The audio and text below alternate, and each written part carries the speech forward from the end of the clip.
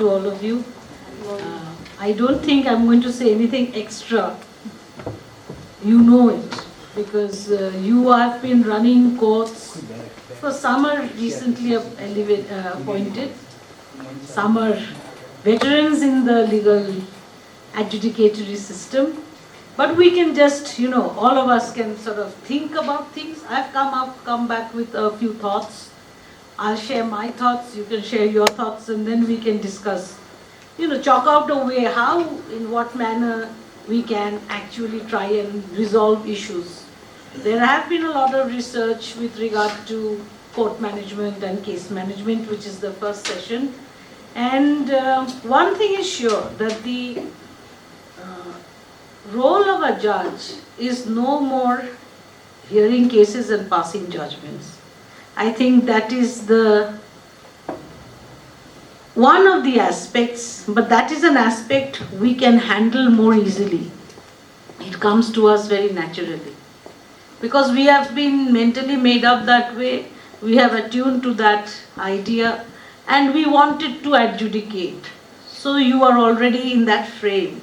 When you know your job is to hear the parties, form your opinion, jot down have the trial in your own way, and pass a judgment. That is entirely your own caliber, you're only dependent on yourself, and you can organize yourself in that way.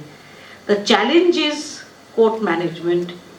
How is court management to be done? Because a lot of research has gone into this, and it has been traced back to,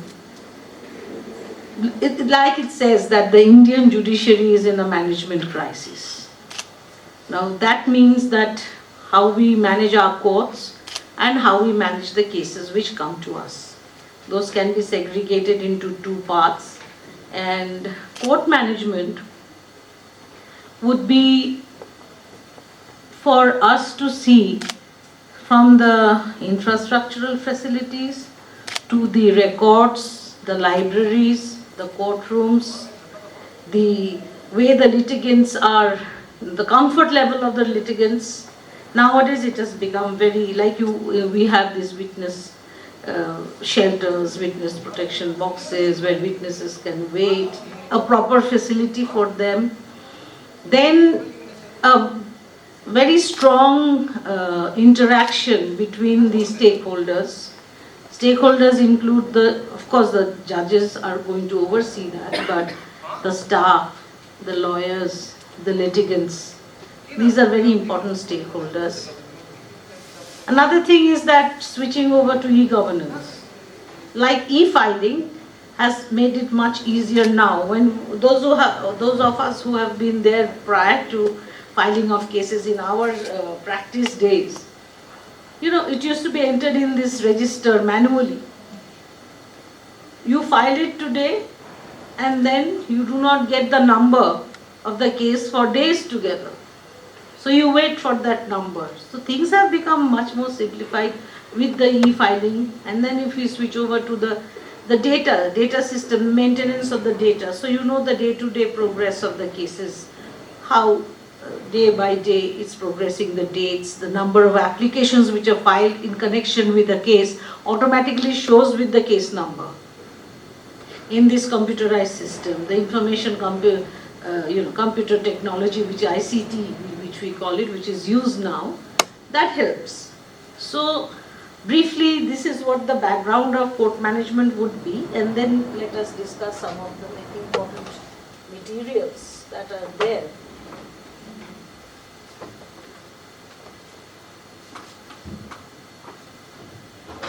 And you as judges, I think you're faced with that situation every day, so it's nothing new for you to sort of understand. It is just that it's a revision of what we already know, basically. So the main function, the responsibility of court management actually rests with the High Court at the level of the High Court and the courts below it, and the district court administration for the judicial officers at the different levels of the subdivisions and the talukas. So basically, primarily here it will be the responsibility of the CGMs for the criminal side, and the district judge when it comes to the court management of the civil side. But having said that, the officers, each of the officer has to manage his or her own office. At that level, it starts at the micro level basically.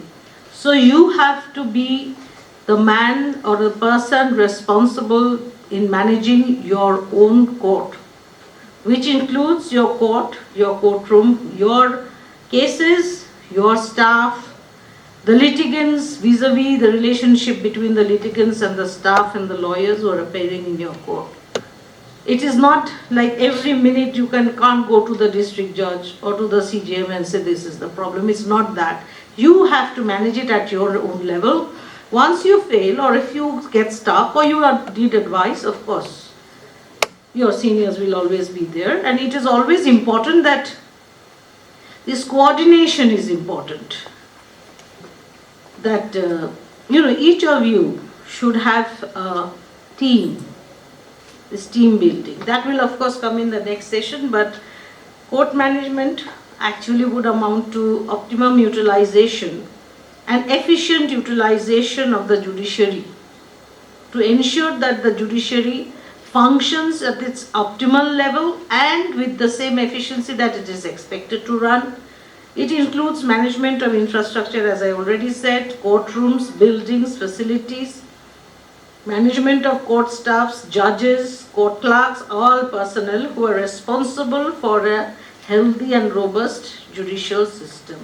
In that, we cannot forget the litigant, we cannot forget the, the lawyers.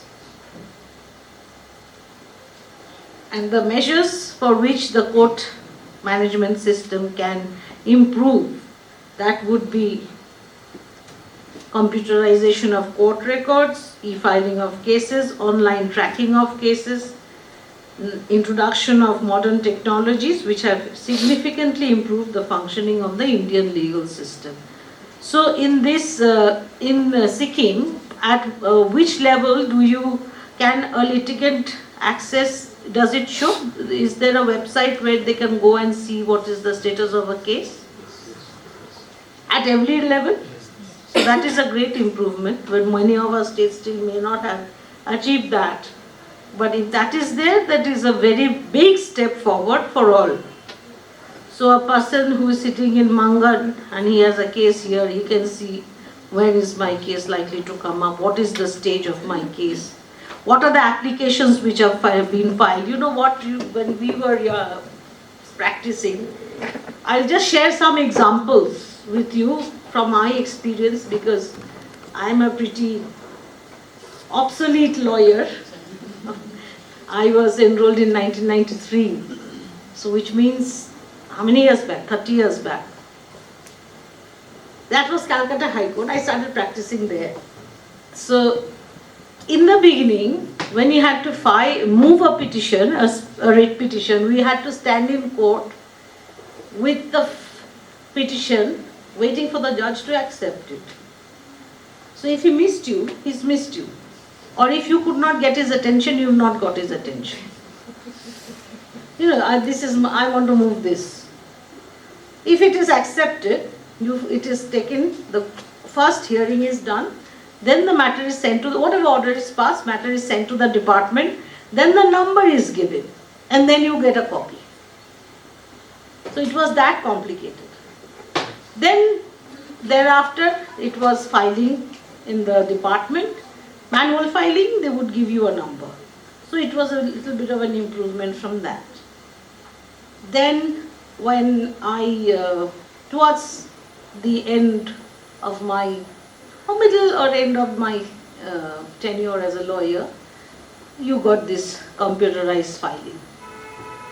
And applications, and that changeover, from that manual, which used to be entered in volumes. Now, we used to get a tender number in the first filing, like in appeals, we used to get tender number which used to locally be called as kacha number. Then pakka number of appeal, like tender number, like FA, first appeal tender, FAT, and then that used to be FA, which means you get a pakka number. And the appeal is ready for hearing. FAT is at the stage of injunction, interim hearing and all that. To find that pakka number, the clerks have to go to the department, these volumes, and look, FAT so and so, FAT was to see, get the pakka number. And the paper book had to be filed with the pakka number. It was like that. Then of course now things have changed, and if you file an application, suppose it is an application FAT 6 of 2022, I want to file an application. You will file an application, you do not know when the number will be given. Even if it is given, it is not necessarily that it is tagged with the appeal file or the main file. It's a interlocutory application, say. So what happens, then you go looking for, our clerks used to go looking from court to court, bench to bench to trace that application. Now with the e-filing system, the moment you file an application with the case number, it automatically shows the data that in this case there is this application. So suppose in second appeals, when we had to get our second appeals admitted, or say a first miscellaneous appeal, in our High Court rules, if you refuse an injunction and the valuation goes up to the High Court, then you prefer a first miscellaneous appeal. So first miscellaneous appeal, FAT, memo of appeal is gone, filed in court, caveat checking, stamp reporter checking, that is the normal procedure for any appealing, and even at your level. And you file an application for injunction because you want an immediate or appropriate order, because you want an additional stay. Stay has been refused. But that application doesn't go to the stamp reporter. It goes, you have to write which court it will go, because that is the court which takes up the appeal. Now the application and the memo is not tagged. And you do not know the application, where it is gone, whether it has a number, you will get a kacha number or not. At the first stage, no. Thereafter, of course, in the volume, then you look for this. So it has happened to me when you had generous judges, good judges, who said, "Oh, right, give me your." We can't find the appeal, the application file. Stamp reporter has sent the main file. But my lord, I filed it. Do you have a copy? Yes, my lord. All right, give me your copy. So a photocopy, and then you trace it up, and then you tag it with the file. But now it's not like that. Now with the e-filing system, you have the main case, which is in the database. Now, whatever is filed with that case number automatically shows in the database. So even if the application is not to be immediately traced, it can be traced, because there is proof that it is there. Or it also happens, as a judge I find, that I'm sure you will also find it. Suppose there is the main case which is listed, and because of the e-filing and this computerized database system, the list is showing so and so applications. So even if the party doesn't tell you, there are 3 applications. Suppose a substitution application is pending, and half the times the lawyer may not have a clue. It has often happened, the lawyer himself has not gone through the records to find out what are the pending applications. There is a substitution, nobody bothered to move it. There is some appropriate order application, nobody ordered to move it. So how can you take up the main case and dispose it of without either disposing of the applications or at least simultaneously disposing of? Now substitution, unless you allow that, you will actually be passing a decree or you against a dead man. Or order will be passed when somebody is not alive. So for that reason, this data, computerized data, is very important. At least it gives the judge an idea how to proceed with the matter. And you know that you are not, suppose today I pass a decree on a dead man. It is a huge illegality. It's a wrong order. It goes to the very root of it. So it doesn't help. So at least I know what are the applications pending, why are these applications pending. Because half the time I've seen the lawyers also are not aware. Several sets of lawyers come at several stages of the litigation, so they don't know, they don't care, and they have not bothered to look through that file also. They will come and extempore, they will say what they want to say.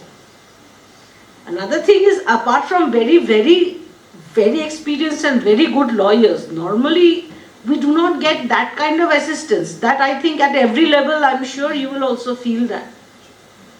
We don't get that kind of assistance where, you can depend solely on the lawyer and the records and say, all right, he's got his records straight. Half the time it is the onus is on the judge to see that no wrong should crop up in the entire process from the filing stage to the final judgment delivery stage, which is this is the problem. This is why today we are faced with so much of pressure. First, pressure of disposal. Now you have the national data grid where every time you do something, the bell rings. It's like, don't question for whom the bell tolls, because every time the bell tolls for thee. That is there. So that's one part. And then to see that all the departments are coordinating and doing their job has also become the job of a judge. Because whenever there was a proposal of court managers, but that has not worked well. There are other issues in that. So there were huge studies, there were huge proposals, there was a lot of ideas exchanged about having court managers who were professionally trained in management to do the managerial part, which the judges ultimately have to do, or in the High Court level the registry does. But that concept has failed because they don't have the legal training, and secondly, they are ambitious people, so they do not know to which level they can go, because their job is just one job. There is no scope for any hierarchy or promotion. I think, in my understanding, these are the two reasons, one of the two reasons, but a few of the reasons why this court managers system has not worked. So we become managers and we ensure that all people who are working with us work in harmony and take care of these things. So this e-filing, e-governance and the ICT, information computerized technology, is actually very essential for the judge. For the litigant, yes. For the lawyer, yes. But here we have to think about ourselves as well. And it is very important. And this apathy that people have towards, adoption of these technologies, that has to be really reduced by us. At our own levels, all levels. Because ultimately you will realize how much it works and how much it helps, because I have seen the transition. You all have come in at a stage where it was already, probably, you have seen, you started with what? Paper filing. One or two of us have started with paper filing, but most of you are young people, so you all have not seen that situation. So that was horrendous. This e-filing has helped all of us. And secondly, also this display of cases. Do you have it in your courts? The lawyers can see the display board or something. So this is also a very important factor, because unless the lawyers are comfortable to appear and are ready and present, we cannot proceed with the case. So the more we make their life easier, although they will have complaints always, it's that never changes. But you see, this has made their life a lot easier. When I was a lawyer, we had 3 buildings. No, we had 2, and the new secretary building had not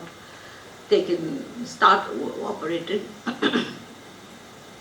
So there was one building which was near the Eden Gardens, and the other courtroom, one if it is close to the Eden Gardens, the other courtroom was somewhere near Stand Road, and the distances were 3 floors.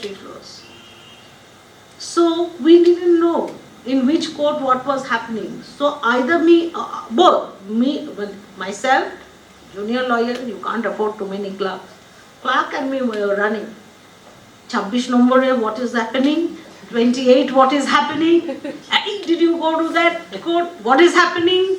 Or we used to like stand in the middle, in the center, in the corridors, never sit in the bar, because you cannot make up that time, to run to the court.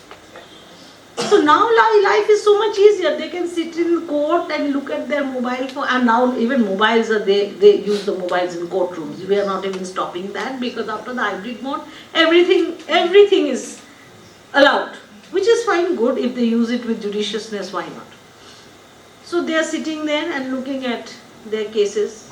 When they are waiting for a case in my room, they can see what is happening in somewhere, and then they can leave.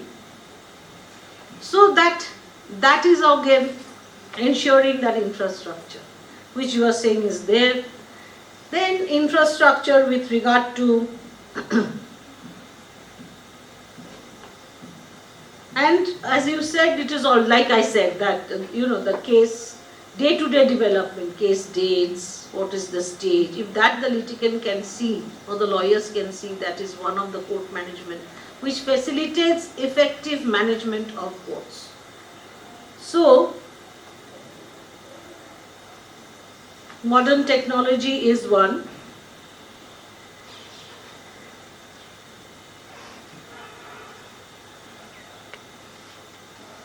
As I said, court managers, that concept has not really worked, although a lot of research and studies had gone into it from 2006 with regard to this.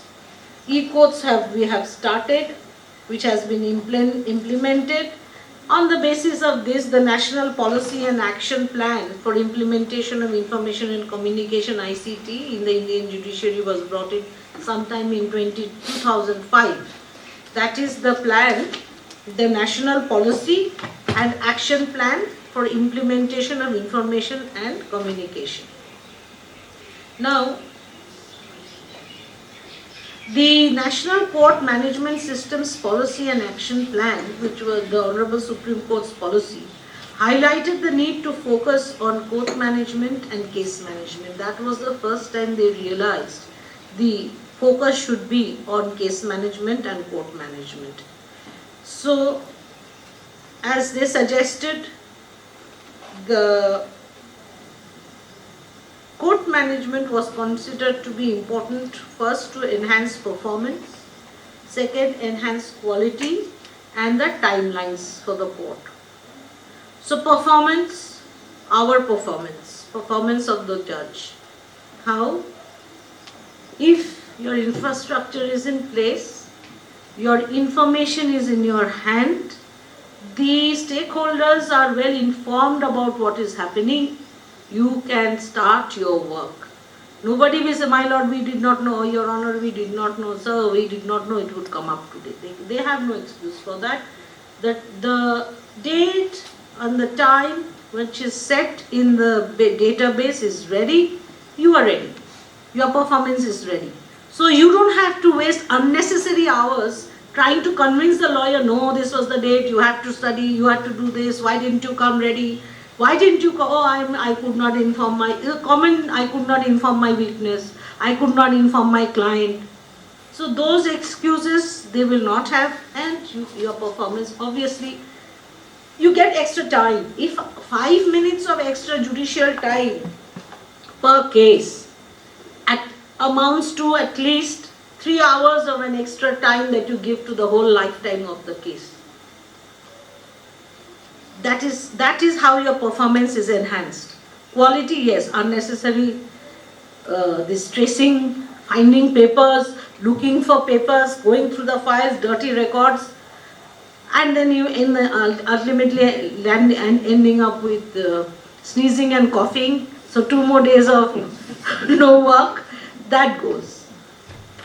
That is important. Your data is with you, it's in your system, you know what is happening, and it goes. Quality, timelines. The timelines are there, dates are on the computer, you can see and you fix. And another thing, it is if you have time, would be like, say, suppose we sit at 10:30, you all sit at 10, no?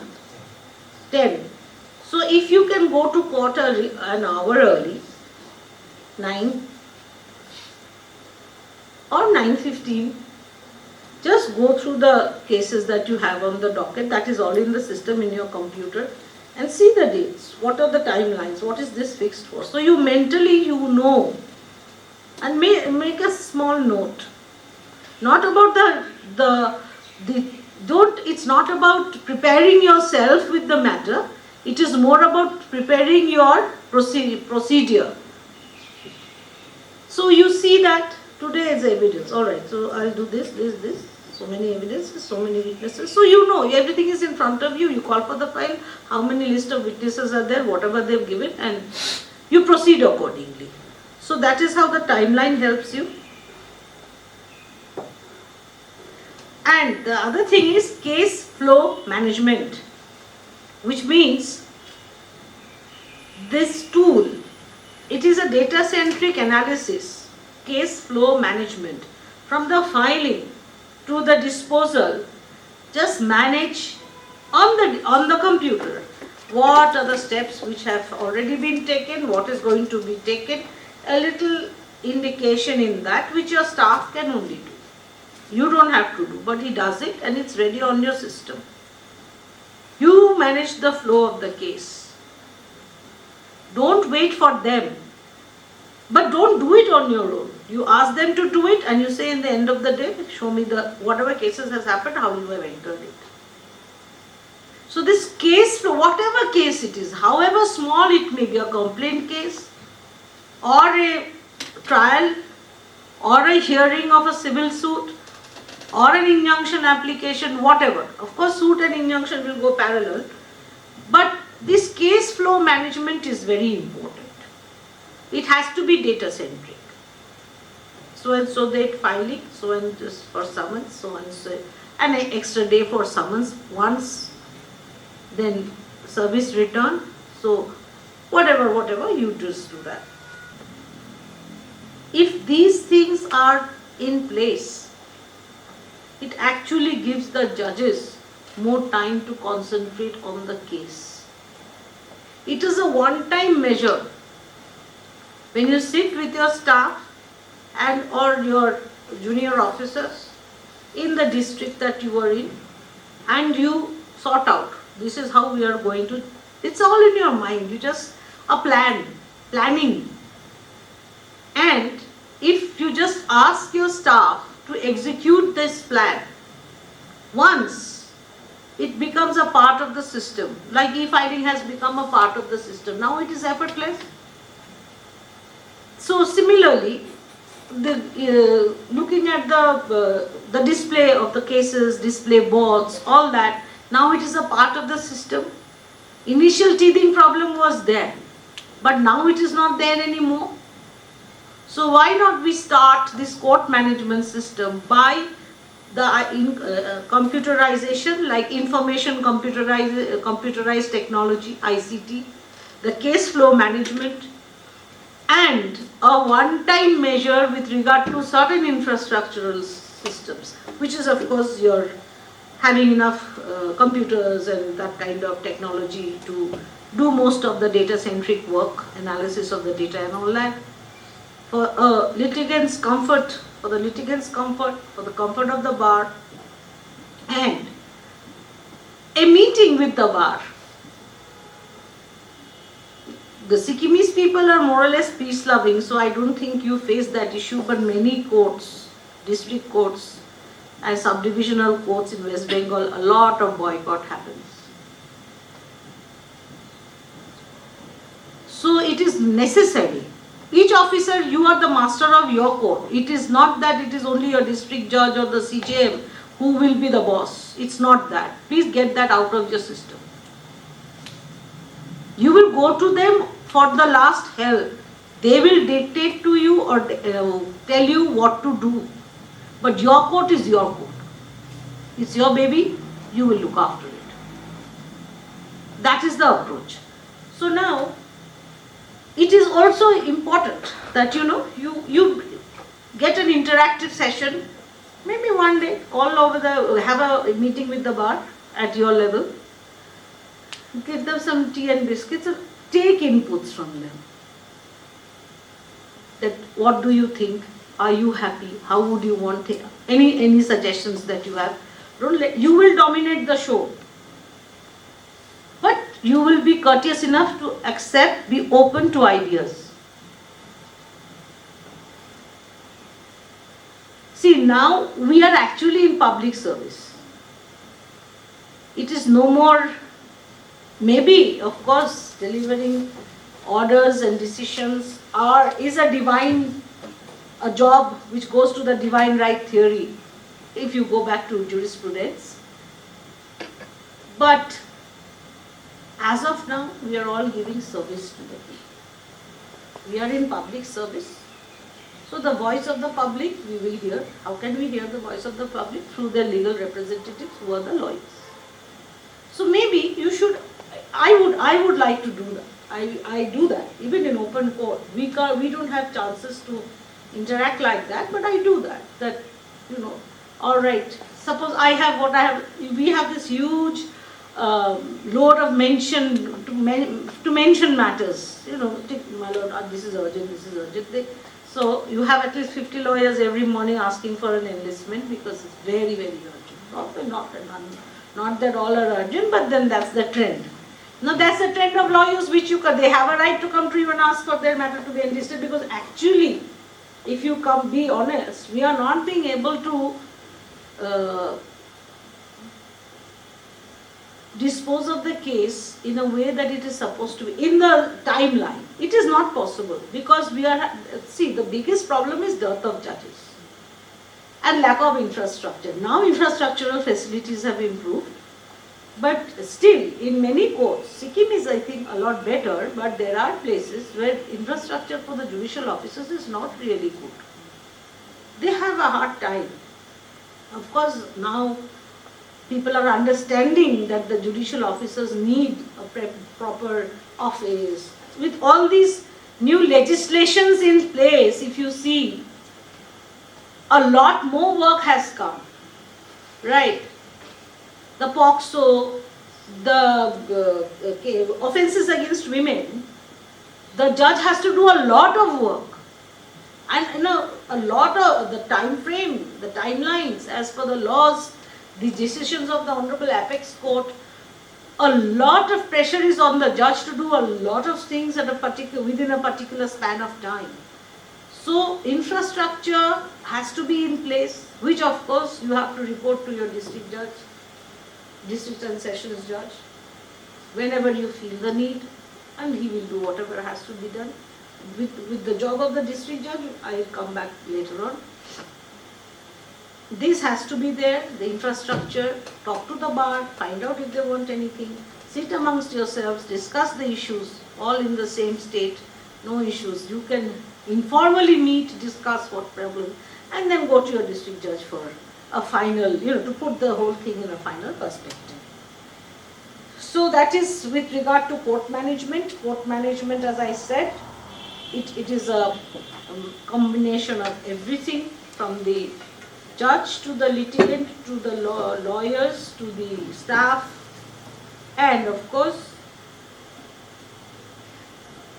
basically it is monitoring from the entire system with all the stakeholders, keeping all the stakeholders in mind and in place, from the initiation of the case to the final trial. Right?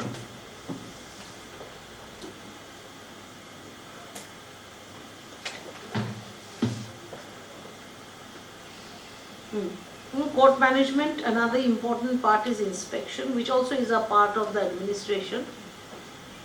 Now, case management. Case management is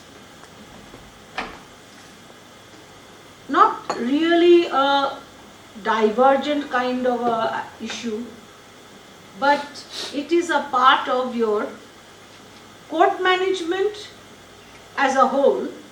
Now you break it down to management of the cases. So it is a part of a whole, but which itself has a very large angle to cover. Right? So,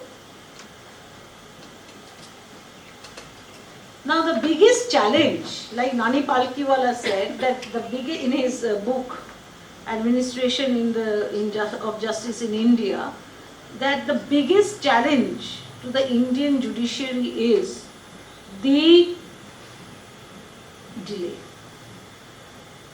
And Justice Lokur had once said that if you try to compute or quantify the delay, the pendency, it will be a rude shock. But in my opinion, the Indian judiciary has done a marvelous job. And we are continuing it. Otherwise, see, the judiciary is the last hope for a litigant, even now. With all the other hurdles that we have faced over the years, and with a lot of change in the socio, legal, political situations, the faith of the litigant, the common man in the judiciary is still there, which means that judiciary is doing a good job. Now, how to improve the good job to the best job is the issue of case management here. So, generally the district judge who is in the civil cases and the CJM, in Sikkim, in West Bengal, it is normally the ultimate administrative head of criminal cases is the CJM, but here you say CJM distributes. Yeah. So there you have to get your information from again the data which you have already dealt with, to monitor the caseload and to identify the problems which are contributing to the delay. That is your first job. So you have to monitor the load of the cases. Then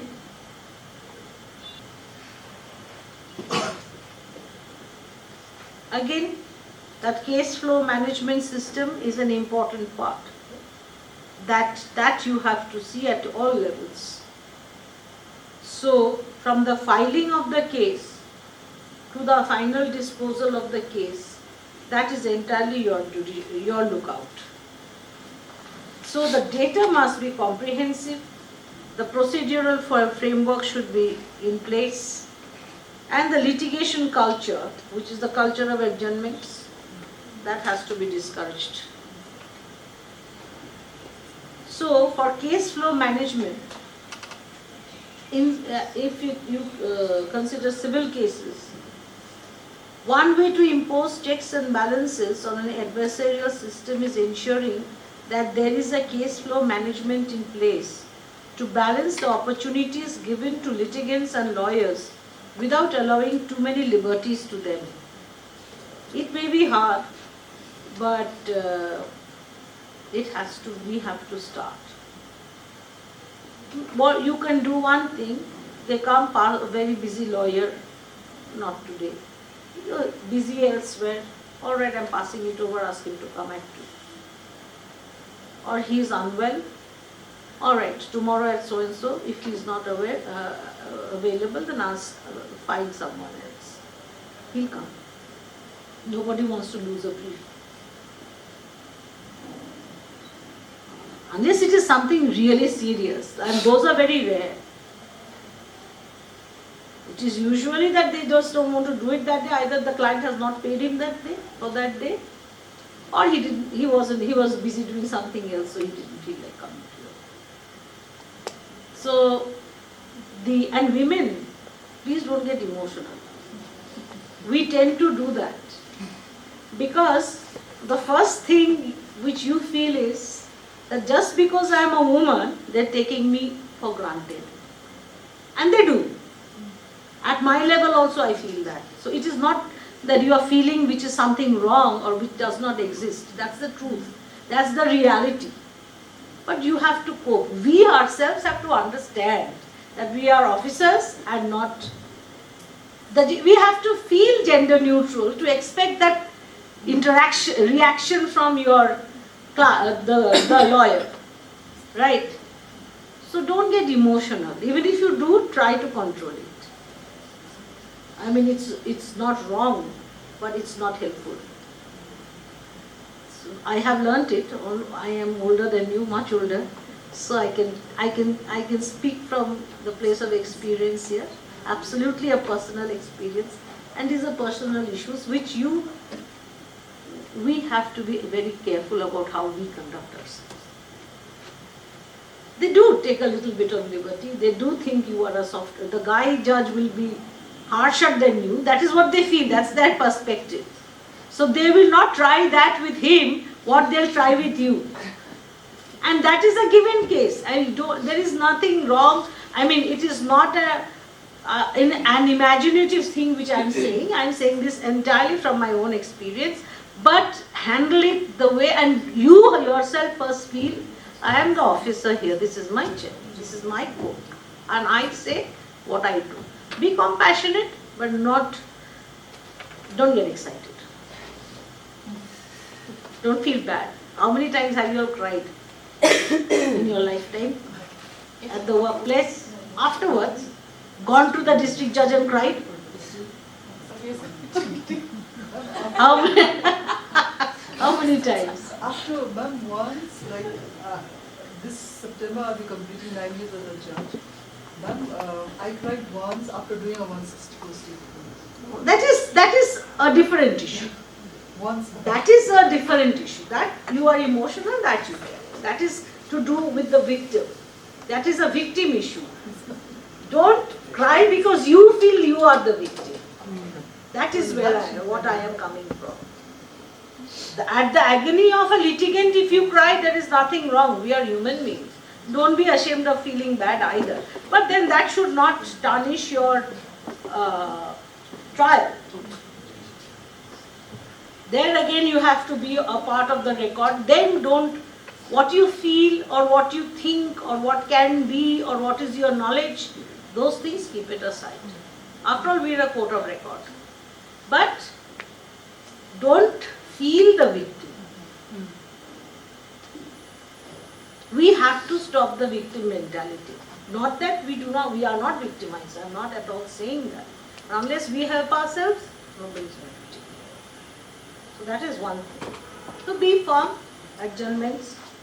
So the case flow management, you can jot down these 3 essential qualities of a case flow management, which is demarcating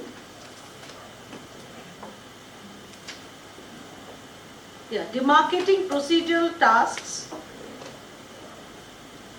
demarcating the procedural tasks and substantive tasks and hearings.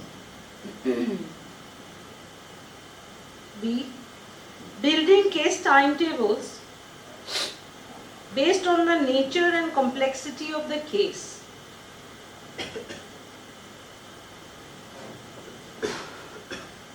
C, encouraging pre-trial conferences with judges and litigants.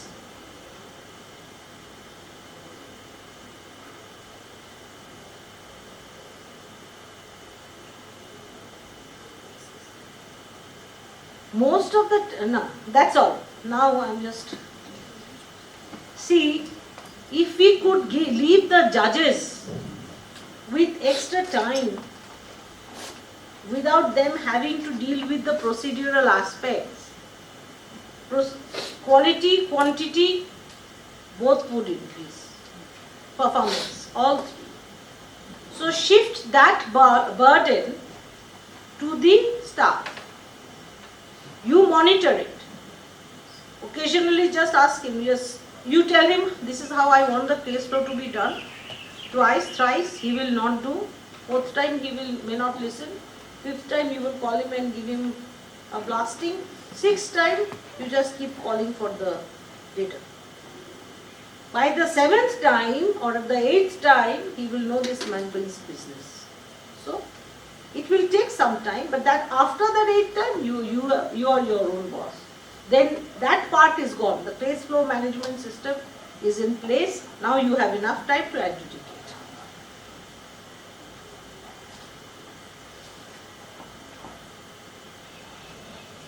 See, another thing, yes.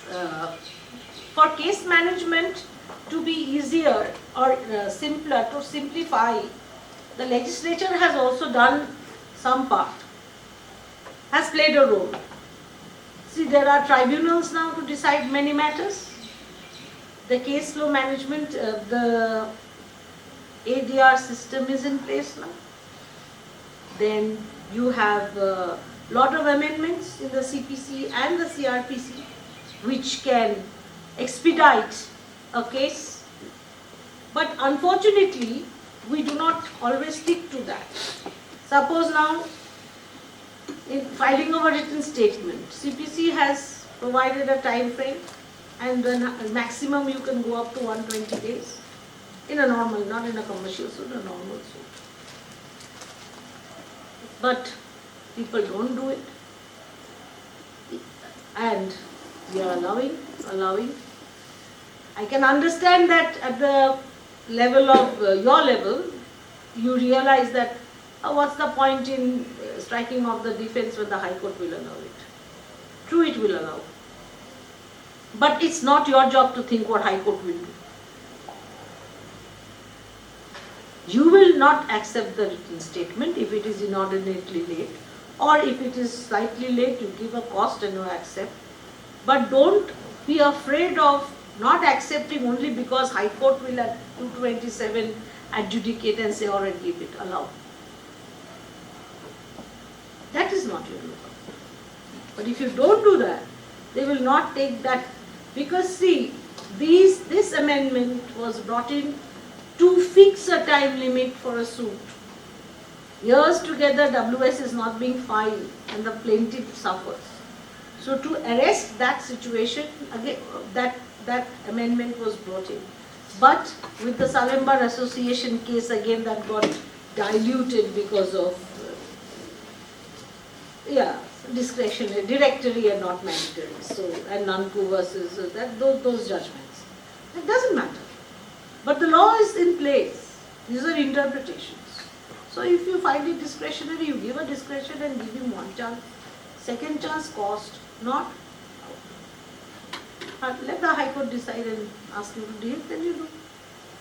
But you do your part. Your part ends there. This is one. Now certain sections of the and provisions of CPC, if you go through, you will see that there is a schedule. I'll just give you those basic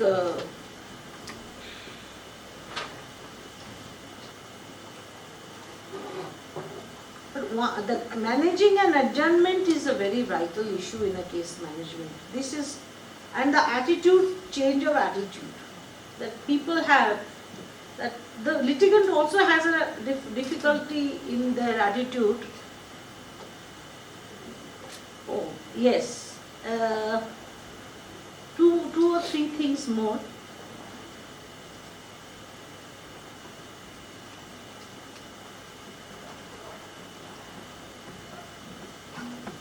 Now that Sikkim is well equipped digitally, if you can also start thinking about, some of the under trial prisoners, if they always need not be brought, you can do video conferencing of their evidence, you'll do. That is very important. That is very important. Secondly,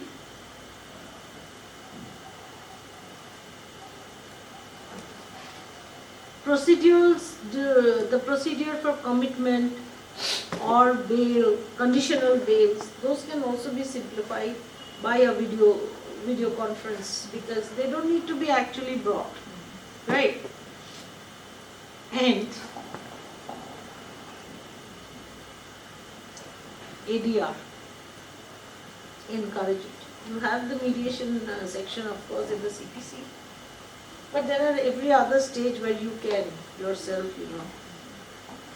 think that yes, this matter can be resolved, or push it through the lawyers, conciliation, negotiation, do that. That is a good way of reducing workload, and also I think parties are ultimately also satisfied because Initially they are all, like in matrimonial cases, initially they hate each other and they will not compromise, they will not listen. Another problem with this is that the lawyers also are very litigious.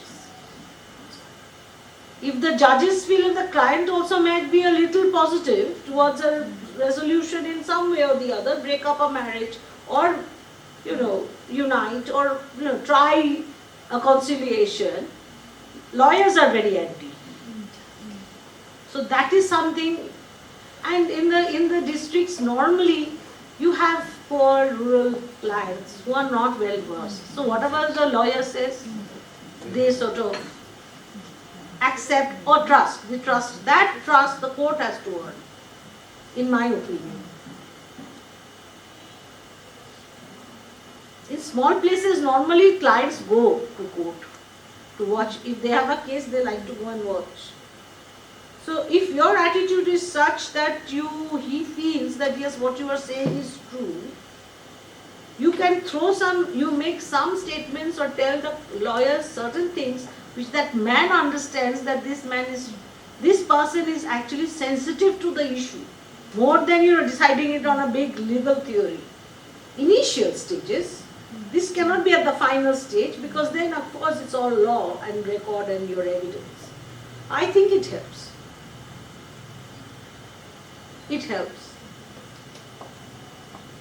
And if the client, I have done it in High Court, I follow, I'm not very particular with etiquette, I won't say etiquette, but I'm not very conservative. I do allow a litigant to speak, especially in matrimonial disputes, alimony, custody. I let the client speak. I let the child speak. I call them and I speak to them. Or the mother, father, if they are fighting over visitation rights, I ask, what is your, of course that is at the revision level in the High Court. What is your, I let them speak, because at times I feel they can express their situation better than the lawyer. And the lawyer may be talking on law, or on on the basis of the fact which they have pleaded in their claim, but the actual issue may not be that. So these issues you all can resolve. So encourage this alternative dispute redressal system.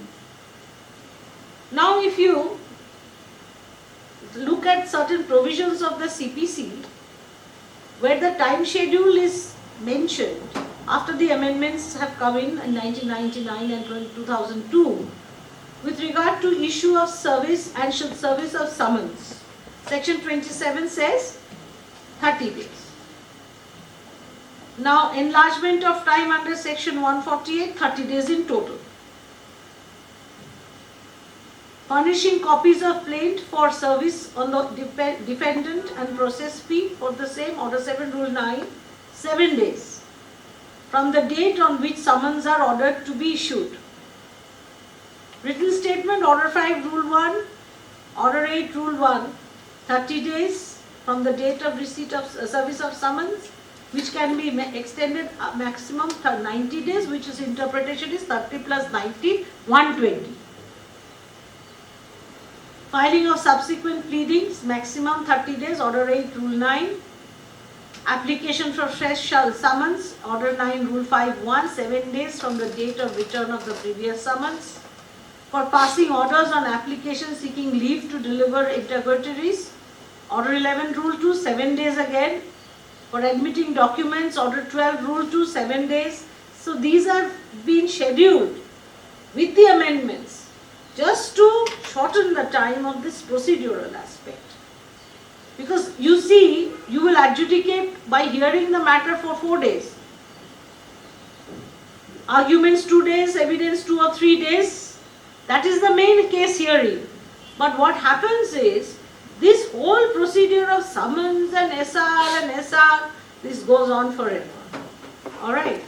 So, examination of witnesses or production of documents before framing issues, 7 days maximum. For admitting documents, Order 12 Rule 2. Alright, here I want to say something. Examination of witnesses, admitting documents, be liberal. Unless the document is absolutely unnecessary and not relevant, you, and objected to also, unnecessary, irrelevant, don't take. Give a line why you will not take. But if you think it is relevant, don't be too picky and too analytical, because the correctness of the document cannot be decided at that time. That is at the trial. And if there is an objection, write the objection in that document, record it, rule out, admit. Don't be very difficult with that. Right. Now, absolutely unnecessary document is a different issue. So suppose like certified copies of a deed, sale deed, it is admissible under section 32 of the Registration Act. Now they will ask, bring the volume, compare it with the volume, why? Not needed. So these are unnecessary, delays. So these are the, I will come to elaborate those issues later, but I'm just giving you the basic amendments which were brought in just to make things streamlined and easier. Order 14, Rule 4, examination of witnesses or production of documents before framing of issues.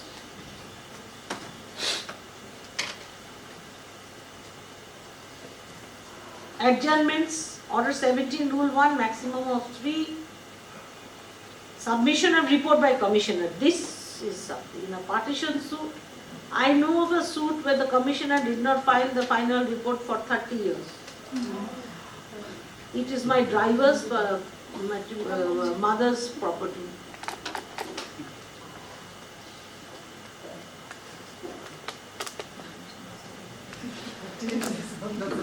Can you imagine? So there were, now it's all in the substitution stage. And arguments, time limit. Order 18, Rule 2. Time limit for oral argument shall be fixed by the court. Fix the timeline. Supreme Court does it, we can also.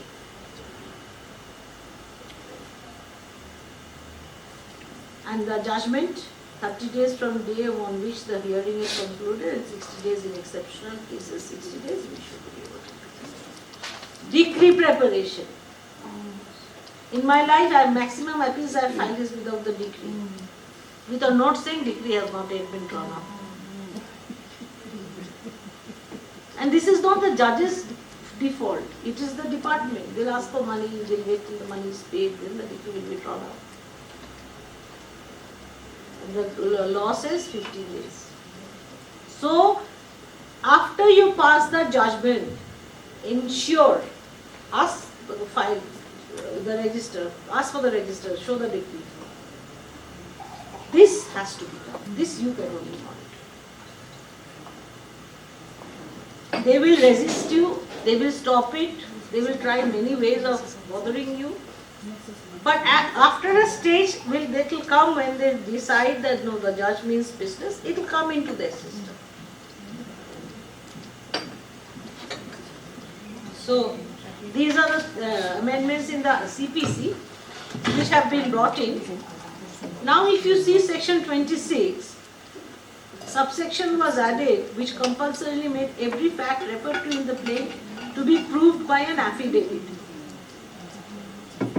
So the plaint along with the affidavit can be now filed. Summons, section 27 I have already said.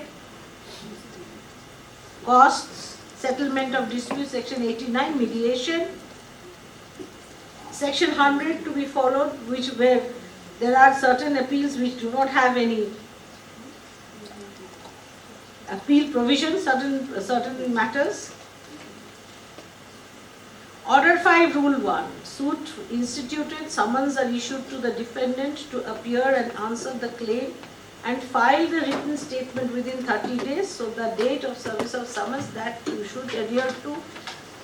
120 days, then accept, give one adjournment, maybe at the upon payment of fine. Next time, just not take it. Order 6, Rule 17, yes. In the 17th year of a case, the 117th amendment was is sought to be introduced. That is the normal. No, this is a joke, but it's almost as bad as that. So here we have to be, trial commences, nothing, go. Framing of issues, go now. See, I agree that there are so many different kinds of, what would I say, situations, judgments which allow, not allow. So we are all confused. Even at the stage of appeal, amendments have been allowed. So we as officers, we feel that, well, what would be the right thing for me to do?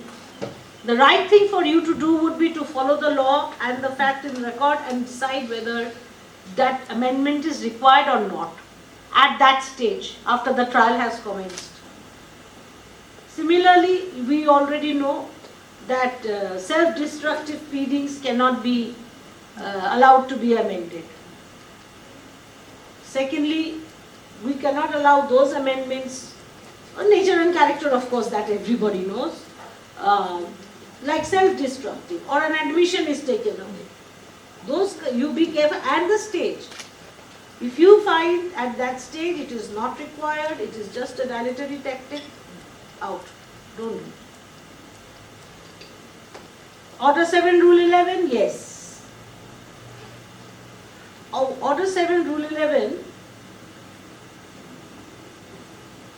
you can decide it at the first go, or suppose there is an injunction application pending and you understand that the defendant has filed Order 7. Now it has become a matter of course. When we were young, there were rarely any Order 7, Rule 11, unless people were really convinced that it was barred by limitation or barred by law, or there was no cause of action. Never ever have we filed Order 7, Rule 11s. Now it is a technique. Order 7, Rule 11 will have to be filed by If we rejected the plaint on the Order 7 Rule 11, is it necessary to prepare decree? it is a deemed decree. So you don't need to. But this Order 7 Rule 11 technique,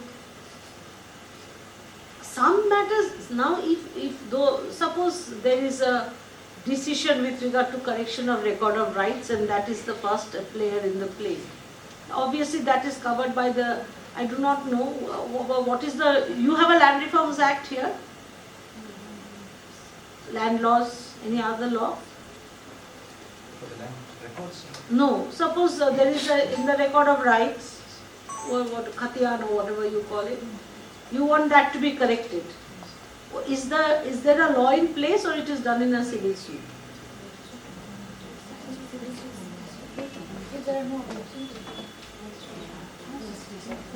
it's done through the executive magistrate.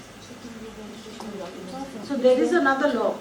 Yes, for the revenue. Revenue department has its own law. There is an act. Yes. So there are certain suits which are barred.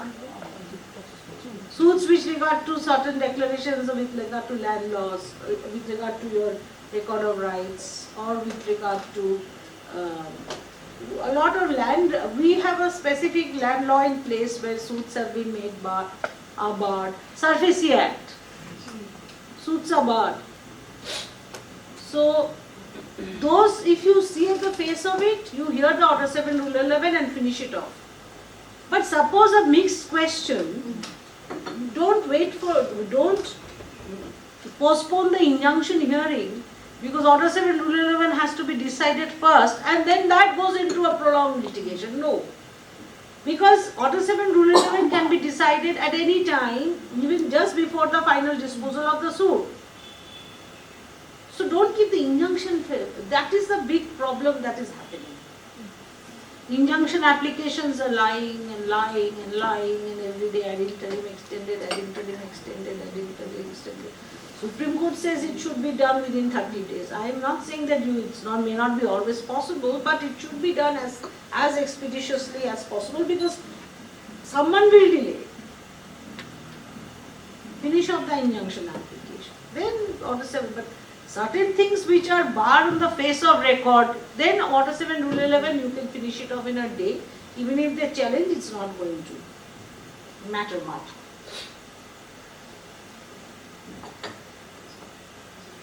Then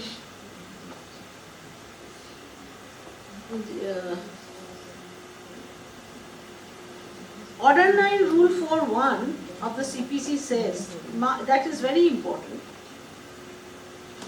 Each party must submit a statement of admissions or denials of all documents disclosed and of which inspection has been completed within 15 days from the completion of the inspection.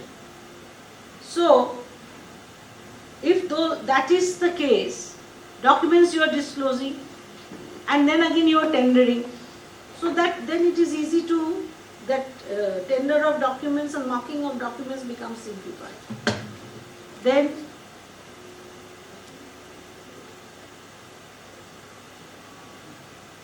order 15, disposal of cases at the first hearing.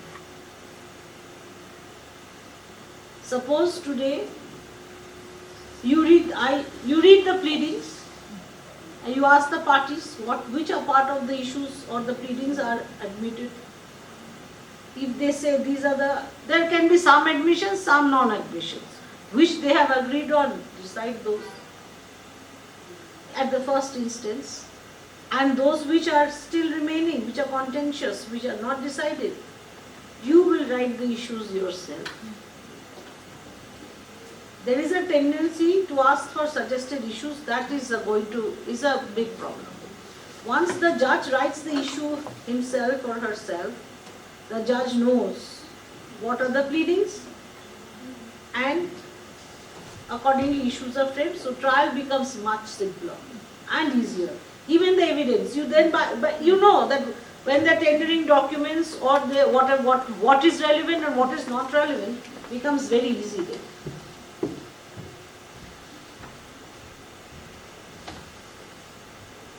When parties fail to appear, order 18, rule 2, order 19, rule 4, you can regulate for discretions in writing what evidence to exclude, have a provision or this provision of automatic vacation of stay 6 months and not more, Supreme Court has said. So ensure that the injunction applications and those are disposed of early.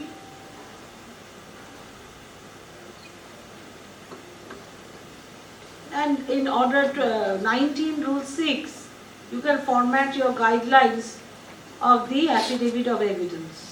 Order 20, CPC provisions for pronouncement of judgment within time limit. So these are the basic case situations where you can,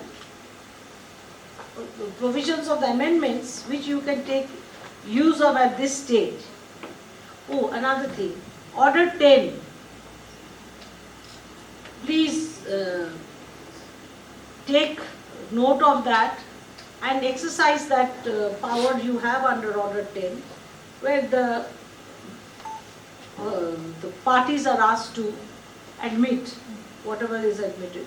If that is there, then straight away order 15 you go on those issues you rule out. Especially in a partition suit which goes on for years, and then you give a preliminary decree saying 1/2, 1/2, 1/2. If each party has 1/4 share.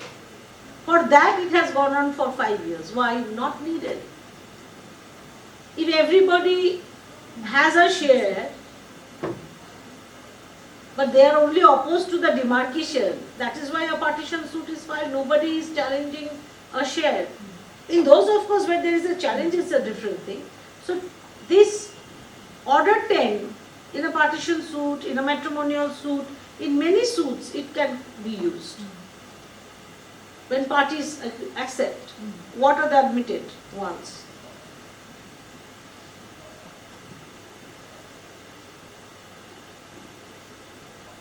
Then, yes, now in criminal cases,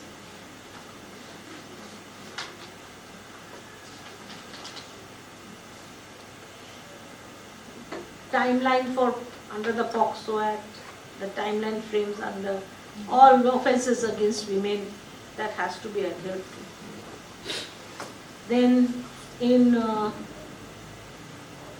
how you are to sensitive to the way you are supposed to take the evidence of the child.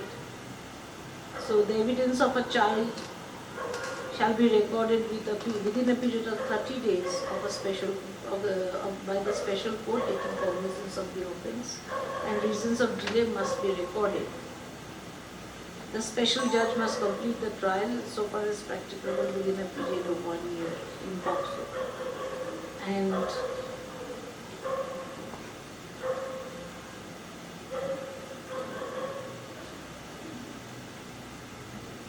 another thing which is very important and which the Supreme Court had highlighted in a case, in a criminal case also you fix the timeline, evidence and all that. Then the trial judge intimates the police station in which the case was recorded to inform the IO that the trial has started. If you do that, it is the duty of the IO, even if he has gone to a separate police station, to produce the witnesses. If the IO brings the witness is also very safe, feels safe. For exceptional cases, then the police station itself has to go and bring the witness, because most of the cases the witnesses are not coming.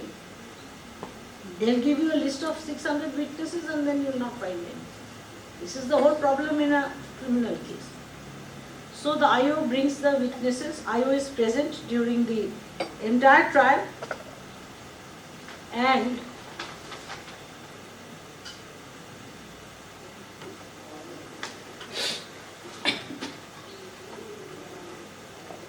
police has to follow that direction of the trial judge in these cases. IO has to be, the police station will inform the IO is not there, then inform the IO wherever he is. If he is not available, then they depute another police officer to go and bring the witnesses, but their performance and their presence, their everyday's presence during the trial is important. Now the CRPC has been amended saying day-to-day trial, even if that is not possible, a very close proximity. It has to be done. Next, you have, suppose, summons cases. See, in summons cases, if the accused, whenever the accused is, the section says that whenever the accused is brought in summons cases or appears, then you can have a plea guilty, whether he pleads guilty or not. If he pleads guilty, you decide it under 252, whatever you want to do. You want to impose punishment, not impose punishment, fine, whatever, you take a decision. If he pleads guilty. If he doesn't plead guilty, you go straight for a hearing. A separate process of 251 does not have to be adhered to. That's not required. It can be done on the same day. You don't have to fix another day for 251. The same day itself 251 can be complied with. If he comes, whenever he is brought in, or he appears after the report has been filed and placed for praise for bail, at that day only you can, that 251 exercise can be completed.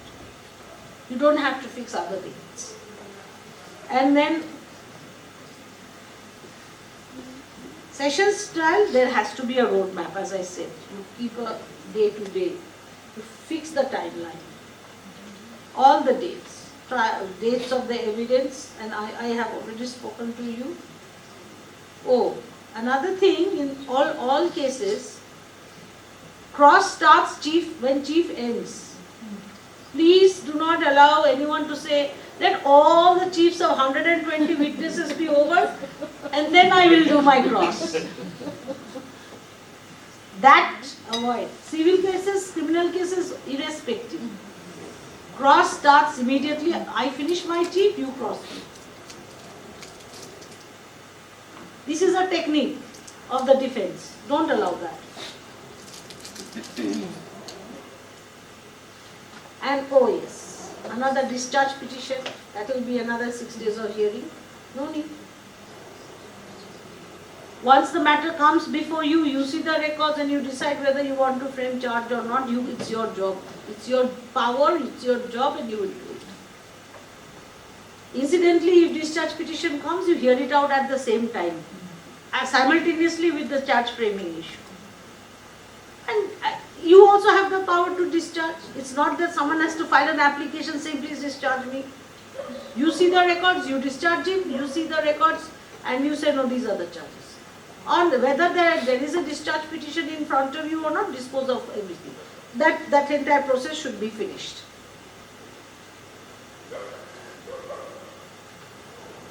And in criminal appeals or civil appeals, whatever, in the paper books have to be ready.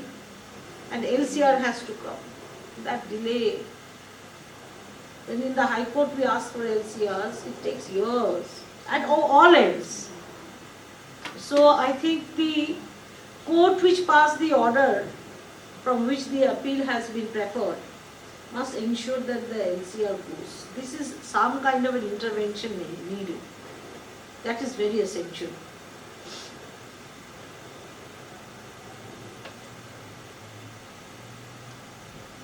$311, it's your discretion, CRPC.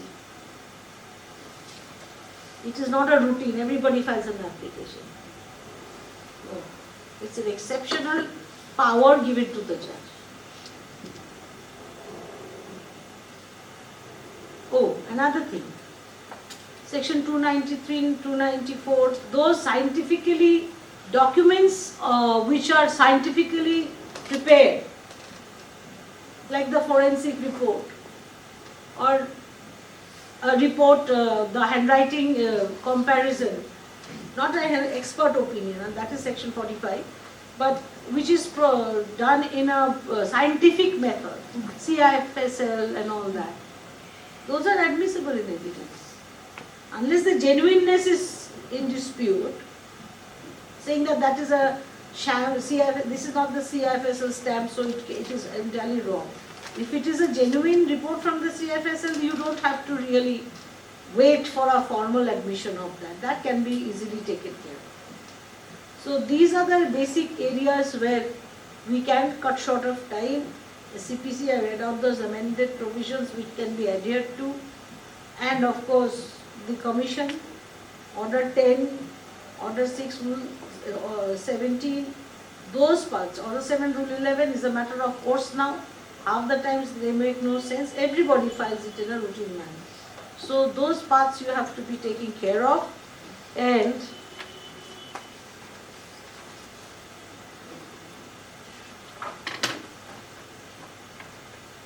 yes, so the techniques of case management as a whole would be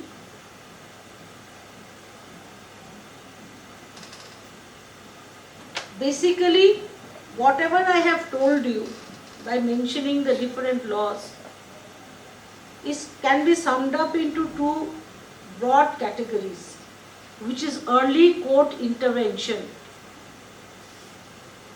Early court intervention means that the judge familiarizes himself, judges familiarize themselves and impose management controls immediately if the case is assigned to them. Case screening is an important technique to monitor the early stages of the litigation, which I have explained how you can do it, and reduce and eliminate unnecessary wastage of time. Case screening is the review of case information for management purposes by judges and or staff. It is generally the most meaningful form of early intervention because it provides a basis for the court to assess the management requirements of a case at the beginning of the process.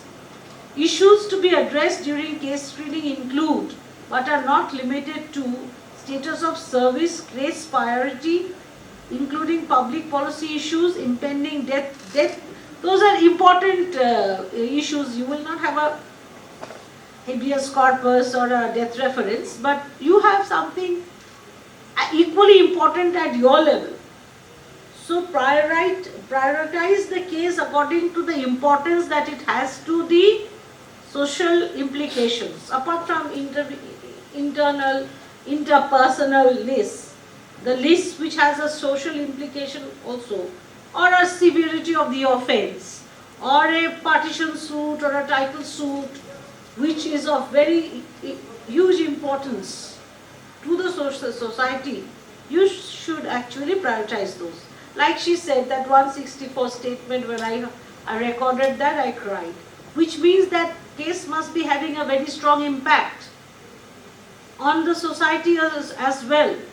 So prioritize the cases which are required, expeditious disposal, more attention of the judge for a proper disposal without any delay. Like offences against women, or offences which are, bank offences, where the money is siphoned off. Those trials should, cybercrime, very serious. Those also have a social impact. So prioritize your cases, your docket accordingly, and you fix your cases. And as I said, issues to be addressed but not limited to status of service, case priority. You have service matters coming to you in the courts? No. Those are normally in the writ courts and the industrial tribunals and all. Public policy issues, or say, suppose there is a suit with regard to a trust, say a monastery, or which has a huge impact on the public wealth, the people. So these matters, you have to segregate them and try and dispose of those faster. Then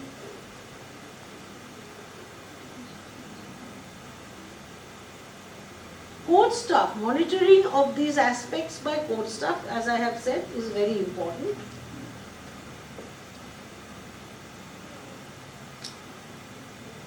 Another thing is screening of the filings. Suppose the filing itself is improper, court fees, jurisdiction, so that check should be there at the first instance.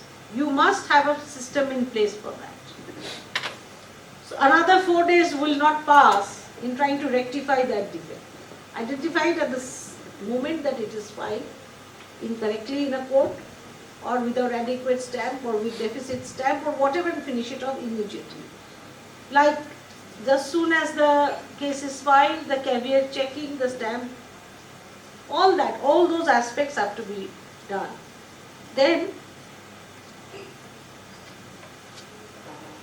continuous control of case progress. So, under early court intervention, these are the issues. Continuous control of the case process, which I have told you, how you are supposed to control the case process, one by one, entire supervision. You will ask your staff to do it, enter it into the system, but you call for the updation of the system, and every day that thing should be in your presence, in black tea, without any sugar. You have sugar in that? An effective case flow management. Presiding judge should explore the possibility. Managing adjournments, I have already said. Simplify the procedure. As I already told you, video conference and for commitment, for conditional bails, for you can always ensure video conference. Summons procedure. Recording of evidence. Repetitive evidence. Stop. Unnecessary witnesses, delete. That is why I have said that order 10, if you do that exercise, you know the facts, write the issues on your own, you know the facts, then it will be easier to do these aspects. And compounding, those are compoundable. Attempt at compounding those and finishing them off, that will be much quicker. Now what are the challenges? Challenges are that we do not still have a comprehensive data process in place with all the data, as I said, that which should be, like the case flow management which I have just explained. Procedural framework.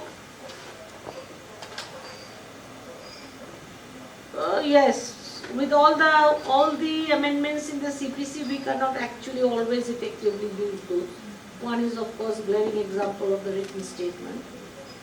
And the litigation culture itself is a culture of adjournments, delay, protraction, and the lawyers are also very resistant to alternative dispute redressal.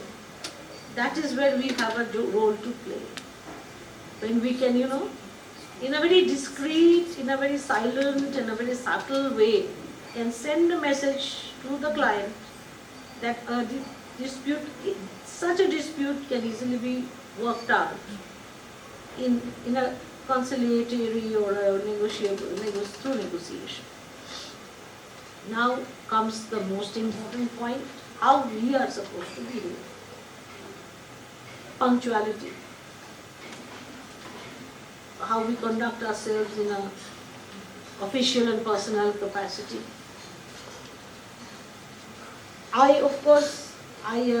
It is unfortunate that every other profession lived a life outside their office. But now if we go to the casino and pay a few hands, it's not wrong. Or if you go to the pub, it's not wrong. It's a normal part of your life. But then, if your client sees you in a pub and you hold against him tomorrow, in the Facebook, the first line will be that the judge was too drunk to hear me and pass a proper order. So, unfortunately, this is what we have settled for, and we'll have to abide by that. We like it or not, such is life. Oh, you can take a foreign vacation and do what you want to do, it's all right. But in your own state, it's hard. Go to Las Vegas, fine. Get to stay again. But here, yes. So personal capacity and private capacity, it is very, and punctuality is important, why? It may be that a judge may be a little delayed 1 day or 2 days. We can all get late. But it's all, do you have to sign anything, right? Do you have to write in a document when you're entering or not entering or anything like that? No. Or when you're leaving.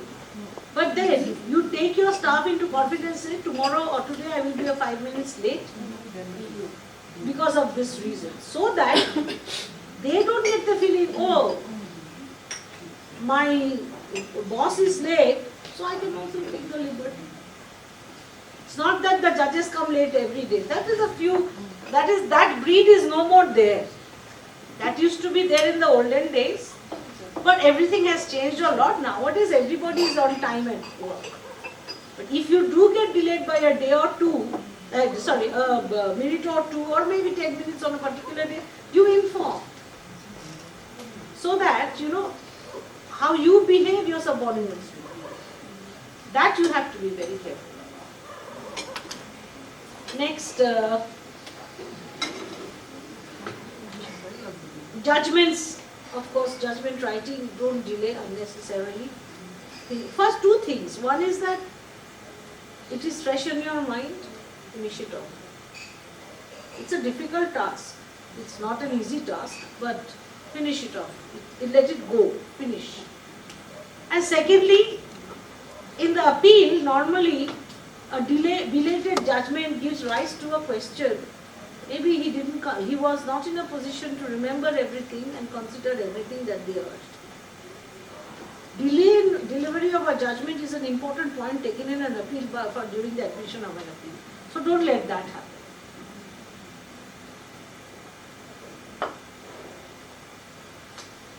And of course, we have to continuously learn, upgrade ourselves. teach ourselves the new judgments, the laws. It is, I can understand that it is a mammoth task to do all that, because each judge has huge work to finish. Apart from hearing cases and all that, and you also have to enter your own disposals in the data grid or something like that. No? But well, keep yourself abreast with the latest judgments, the laws which are coming in, so that error is less. That's all. So I think that's enough for the first session.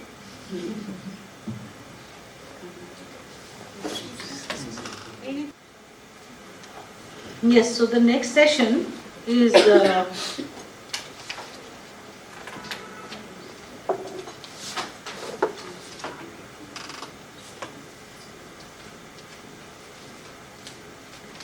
management of judicial and administration of courts. So that includes the roles which judges play, which go beyond just hearing cases and delivering judgments. In the other session with regard to court management, of course, it was also for the judge to consider a particular aspect of how to ensure the system of ICT is in place, case flow management is in place, which does form a part of the administrative supervisory work of the administration. But again, all that is related to case-based administration, filing of case data, what is the stage. Here, it is not about only filing of cases. It is about how a judge has to administer the entire system and supervise the functioning of the justice delivery system apart from hearing the cases. The first session was relating to the ultimate goal was to deliver judgment, enhance performance, enhance quantity, get more time at hand, and to ensure such you had to use a mechanism called court management, which I have already explained. Here, it is about the administrative part. What are your administrative roles? Each of you at each of your capacity in each of the positions that you are in, district judge, CJM, other officers, JM first court, civil judge, junior division. Do you have a breakup? Senior judge, civil judge, junior division, senior division? Yes. So all of you, whatever your role is there at your level, what is your administrative duty? This is a separate from just adjudication. So, again, why do we have to perform these administrative duties? It is for the litigants, to ensure that the people get quick, speedy justice and the backlogs are cleared. People come to us unable to settle their disputes and they seek justice. So we have a duty to deliver justice timely and inexpensive, which shall be inexpensive. So the administrative part, that roles that we play as judicial officers, have to be such that the timeline of disposal of a case is shortened. The justice delivery system becomes quicker and inexpensive, because the longer it continues, the litigant has to pay more money. So these are the two reasons why we have an administrative role to play.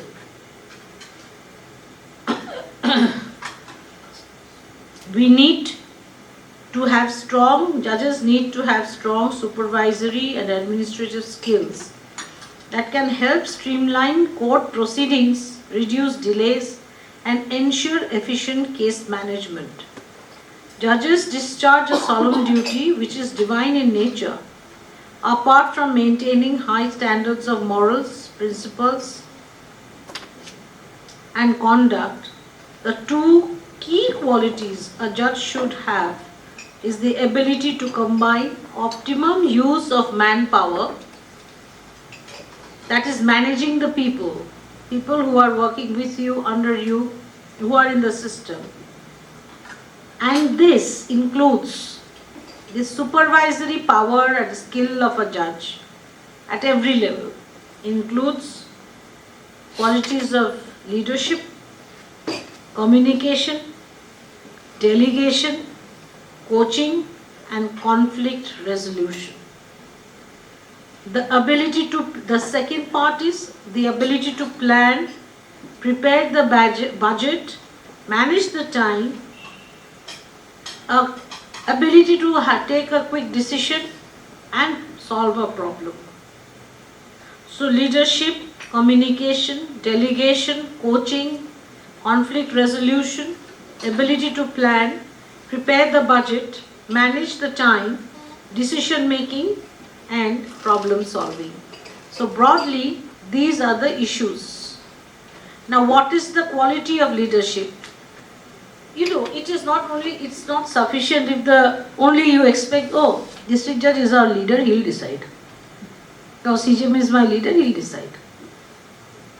He is the leader who will lead from the front. But you are all leaders in your own courts. This is very important. So what is the quality of a leader? You will set goals, clear goals for your staff or for yourself, that this is the goal, this is how it has to be planned, this is what I will do. At the end that you have to achieve is quick disposal, quick delivery of justice, not disposal, and inexpensive delivery of justice. So as a leader, you will set your goals, which will be followed by your own team, motivate, inspire all of them to achieve that final goal. That goal is the same for all. Be it at the district judge level, he will see that his junior officers he is setting the goal for all the junior officers at the different districts and the subdivisional levels. You in turn will set the goal for the other officers and the people under you working. And that is how the hierarchy will follow. But the end to be achieved by all will be inexpensive and quick delivery of justice. Yes, now district judge has to motivate the junior officers. How he does it is his cup of tea. He can take you for a movie. He can have meetings. He can call you for a nice dinner and party. I would personally like to do that. And lot can be achieved through this interaction.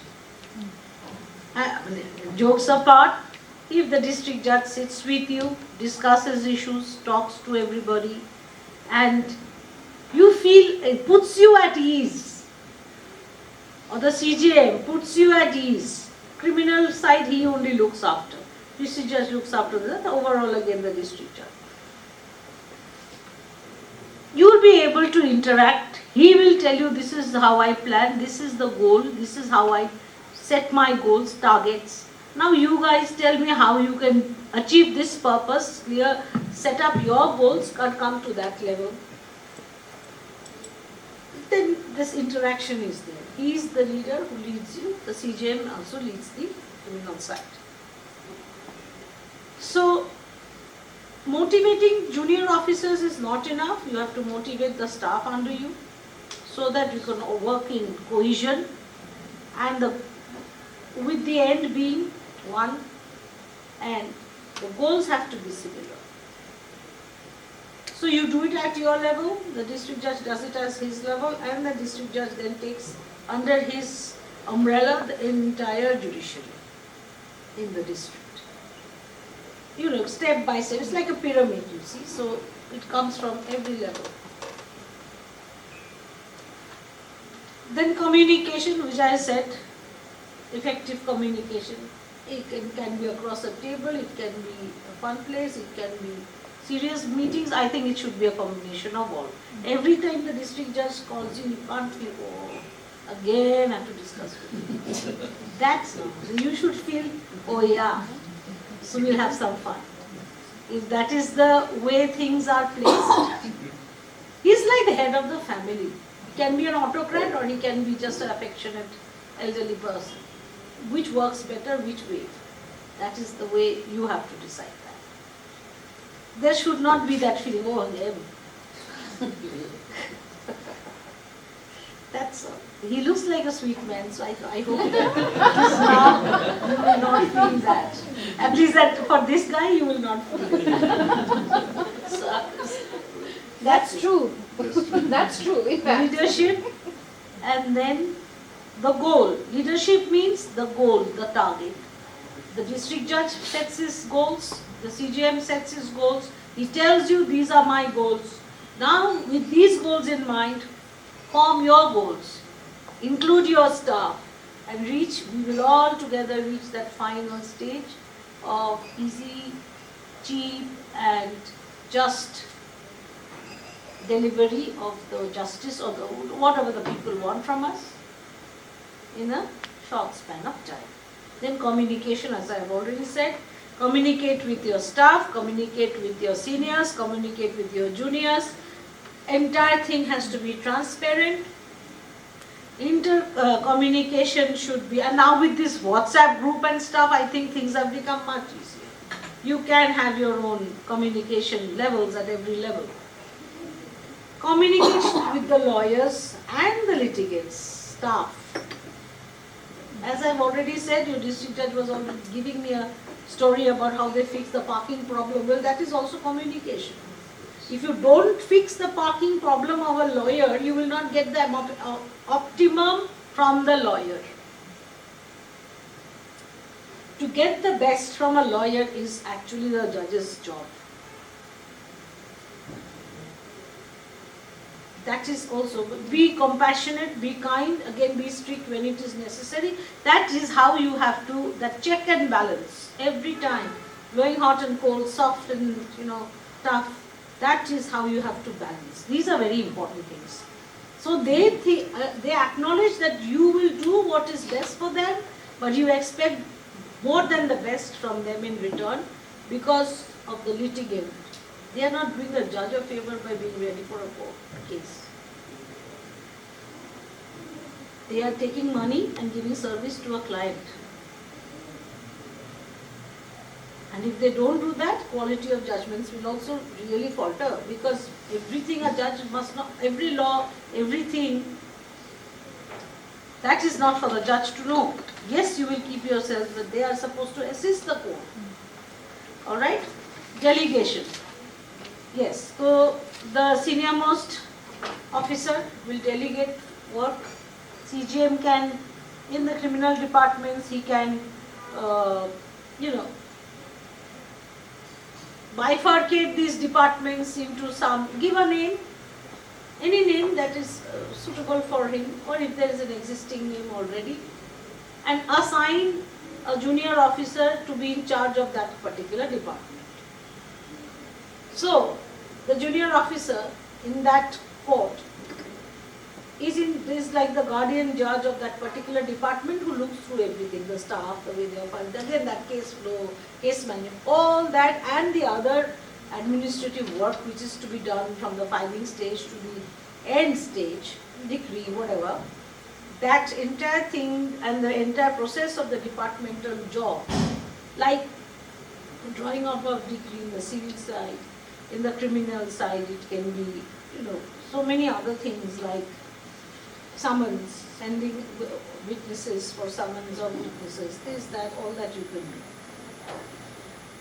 Delegation of tasks, yes.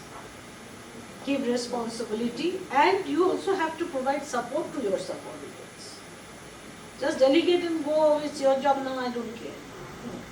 The support has to be there, that I'm behind you, I'm supporting you. District judge will support you, CJM will support you, you will support the staff. So it works that way. It comes down to the level. Then coaching. Teach the junior officers. Teach the junior officers. Talk to those officers who are finding it difficult to cope. It can happen. It does happen. Talk to them individually. Identify the areas where improvement is needed, and try to understand why the junior is not being able to cope. And give that junior officer that feeling that yes, I will support you. These are the areas where I think you may have faltered. This could be the reason. It is not important what is the reason. But you go ahead in this way, I will support you. And you give regular feedbacks. You take feedbacks, juniors will give feedbacks about the staff, about themselves. Conflict resolution. Please, for heaven's sake, do not send a complaint straight away to the High Court against whatever complaint you receive against any junior officer, solve it at your level. Do not send it to the High Court or the zonal judge. That is not necessary. Those are very minor issues mostly. Lawyers can also play up, litigants can also play up. Every day I get a letter. So and so judge, it took so many months to give me a certificate. That is one complaint. All sorts of so many adjournments he has given. Now this is something you have to be careful. Unless it is a really serious thing and which you have tried and failed to correct a particular officer, do not send anything to the High Court level. Solve it at your level because it is solvable. Most of the times these are very minor things. And as I said, corrective measures, checks and balances, if you see performance is failing, performance is deteriorating, or there are issues, try and speak to the judge. Talk to the judge, identify the problem, try to solve, give the support, and that is the last resort. Now, administrative skills would be planning and organizing, management of court infrastructure again, resources, must ensure that the courtrooms are well equipped, staffed with competent and efficient personnel. Necessary resources are made available to ensure that courts function smoothly. Judges must possess the ability to adopt new techniques, technologies, adapt and innovate to meet the changing needs of the judicial system, upgrade your knowledge, etc. So, we have already spoken about the technologies that we can imbibe. The entire e-governance, as we spoke about, the case data flow, the ICT, the entire part. So this is one part, and then you will ensure that these technologies are in place or are being adopted, and you will plan your budget accordingly and you will ensure that infrastructure is there. You prepare your own requirements, you send it to the district judge talks to the High Court, and then it goes. Or you can deal with the judicial secretary, right, for the investments from the state level through the High Court, whatever, to the registrars. Yes, so whichever is your system. Now, areas of exhibiting administrative and supervisory skills of judges, I am just giving you the pointers. Filing of cases. Judicial officers of the districts as well as the subdivisional courts have to ensure the filing of cases and the registration in all the courts are done without delay that day itself, and then entered in the database immediately. Day-to-day monitoring of the file, I'm sure, if you are practical, every day I can't call for files and check, but you call for them. If you keep calling on alternate days, this man knows that you are going to see. This random, every day calling for the file and checking will keep the office in place. They will do the job on that. Right? So, Day-to-day monitoring of filing register has to be ensured.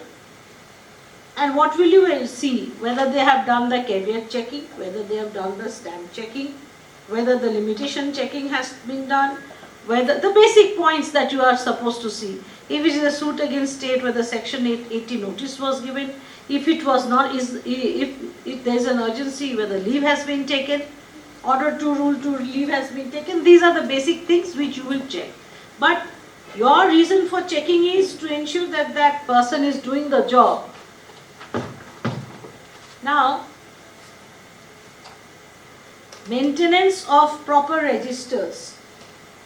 There are lots of registers which are the court diary, the register for requisition of records, receipt, records issued, letters received and issued, the fine register in the criminal courts, fine register, the register of requisition relating to supply of copy, fine checkbook, money suit register, execution case register. There are many registers. So that you have in your, I'm sure you have a civil rules and orders in your, you don't have any civil rules. So those are the registers, but in the courts you must be having registers. So whatever the registers which are placed in courts, you will do a periodical checking of those to ensure that every entry is made with the date and the time in the proper manner. And there is a database of these. Process register, very important, because process, we do not know what happens, what they do. So on the returnable date, you call for the process register, it should be in front of you to,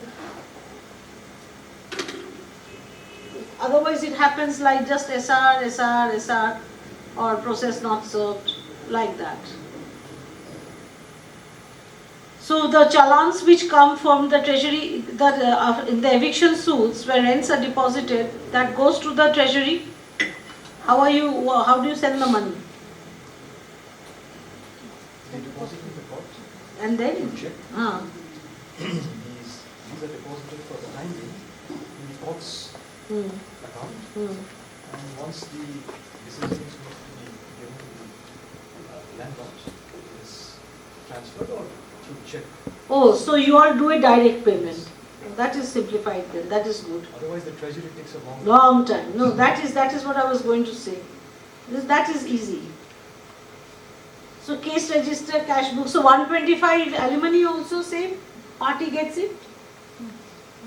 Deposited in court by check and given to party directly, or you are asking the parties to be given to the wife directly. Most of the time they used to pay directly to the wife. Please, that should be the practice.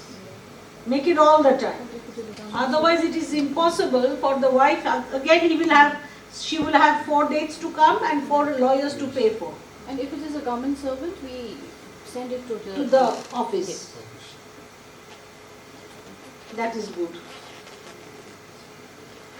And yes, if the warrant is issued, if you are issuing a warrant, if it is unexecuted, ensure that the unexecuted warrant is placed before you. We have noticed, not executed. Nobody comes and gives you that warrant because life expires. You have to ask you have to make an order again for execution of the warrant. So that warrant has to come back to you. Then you issue your order. Otherwise what happens, there is no track, nobody knows, the bench clerk, we don't know what he has done. He'll tell you it's not done, so you just make a mechanical order. No. You ask it to be, police has to come and place before you saying that I have not been able to execute. Then there is an accountability on him. They don't come, they don't say anything, they just go away. Yes.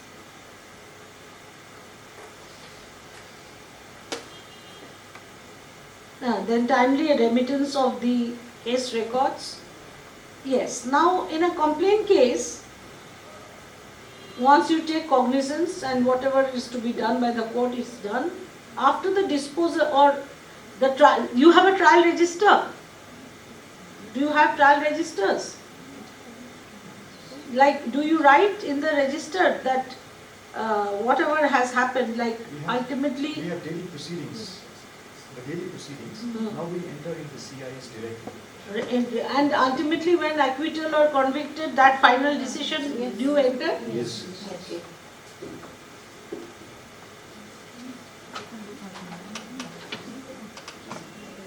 Punctuality we have also already dealt with, and this equal distribution of work. This is important. In most of the cases, in some of the areas, you will see there are less cases. In some courts there are more cases. So there is an imbalance. So this is of course the duty of the district judge to analyze and see if it can be possible for an equitable distribution of the cases, which helps you to how you can, but then you need, of course you can get the feedback and make a suggestion to the High Court and seek permission. You can't do it on your own, but you can always take permission and say that this judge has so many cases in a docket, this one has 75, this one has only 40. Or less than, say 20.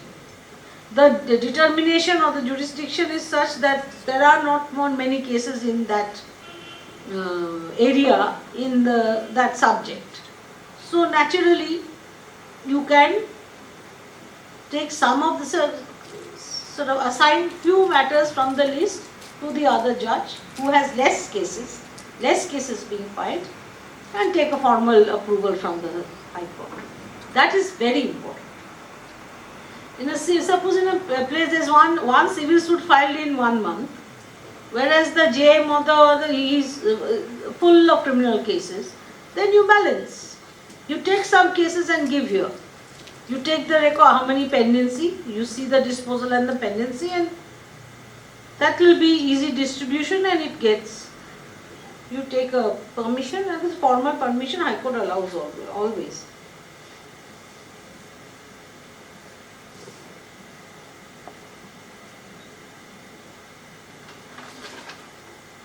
Monthly review. You take a monthly review of all the judicial officers, monthly review of the staff, all the work under you, and in the long run, the district judge will take a monthly review of the performance of the officers under his jurisdiction. It can be a video call. It does not mean that every day they have to come physically. Now it's all hybrid mode. It can be easily, but that is very important. Periodical meetings. Review is of work, periodical meetings of the issues that are there. All of you, I have, as I said, have a meeting with your own staff, and then the district judge does it. Postings and transfers, if anyone plays up in any of your court, staff report to the district judge, because at the staff level, district judge can take the ultimate call for posting or transfer from one department. Plays up, is dishonest, is not working on time, coming to, whatever reason may be, you can always report to the district judge, and that can be done. Change the department or transfer him somewhere else from one court to the other, that is very important, that can be done. And fixed deposits and all that are in court deposit, please ensure that their timely deposits made, renewals are made timely so that they don't suffer loss. Record room. The judicial officers must ensure that the record rooms are kept properly, records are destroyed according to the procedure and upon proper publication, and try as much as you can digitization of records. So that budget part, that allocation, that you all have to think about.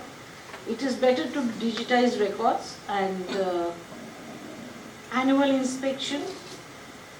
District judge will make the annual inspection of the overall courts. And as I said, review and periodic, everything you all are doing. So ultimately annual inspection, which is a proper casual inspection done by the district judge, has to be done. The reports, they will, before you intimate them, then I am going to have my annual inspection on such and such day. So that is an annual one, but casual inspections you are supposed to do off and on. Little and often policy, that is called sometimes. And this Annual inspection, you will inform that when you want to do it, you give a month's time, then they get the annual inspection register ready, the points and everything, and then you can go and see the courts.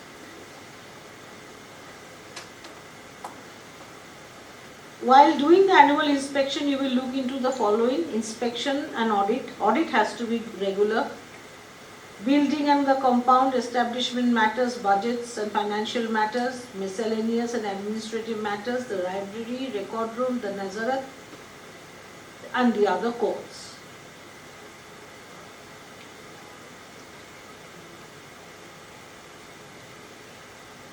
And how, with regard to the stationery and everything that you all have to purchase, how is it done? You have to get through the district judge, No, we get our allotment of funds. your contingency funds. So you have to prepare that budget and give it to the district No, judge. it goes, as so said, it goes in advance from the High Court and we get our annual. Oh, it goes directly to the High Court for you?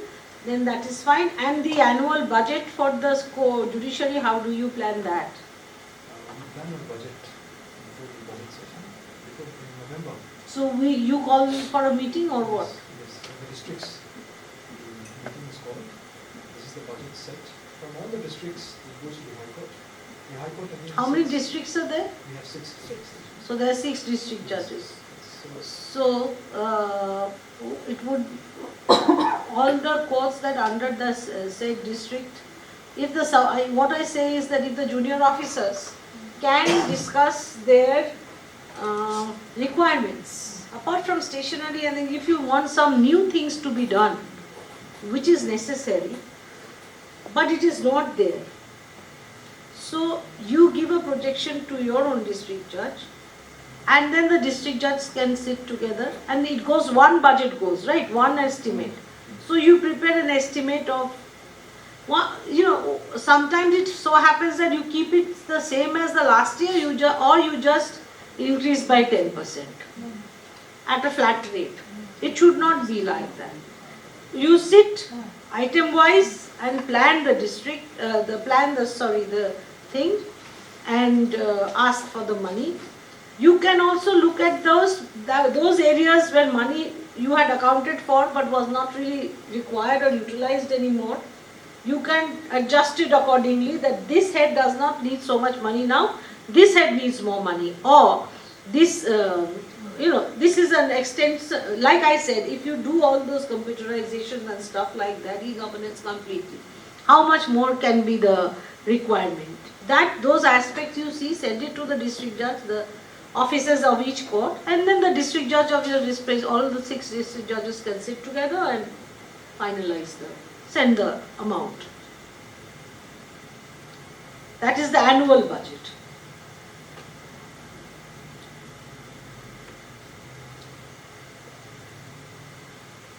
So the works, in 3 main persons whose works you need to supervise. What are they called in the civil code? Sheristadars, or what do you call them? managers, Court managers. Mr. Brand, And head clerks, we have bench clerks, or what do you call them? Whatever you call them. Peshkars.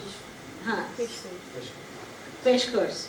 So they are, and accountants. These are the 3 or 4 people who are the most important parts below the judicial officer.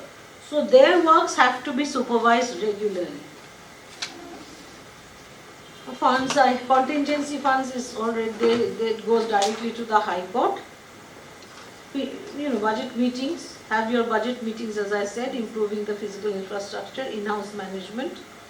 In-house management is with regard to maintenance of computers, furniture, your electricity, generators.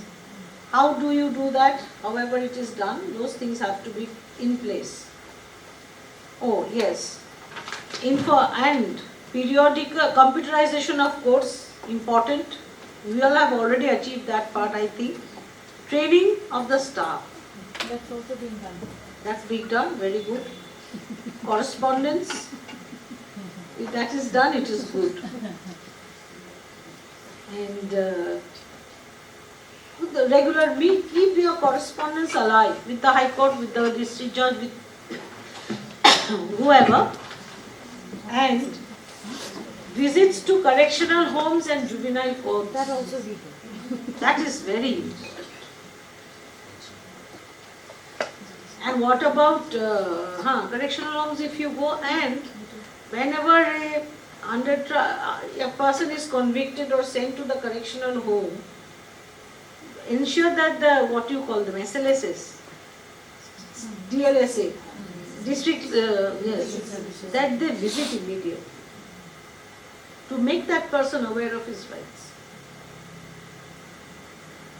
We explained to him on the date of judgment. You do, but that inspection should there. That's their job. There is an officer assigned for that. And suppose he needs legal help, legal aid, or an acid attack victim, or interim compensation parts. So they can go and assess and they can report to the court through the legal services authority. So these are the few things that has to be seen. And I think this is the basic administrative part that you have to see. And I think there's not much else to add. If any of you want to, I think we finished early. The director will say we have not done justice to his arrangement. Actually, we began early, no? And we covered everything. I hope so.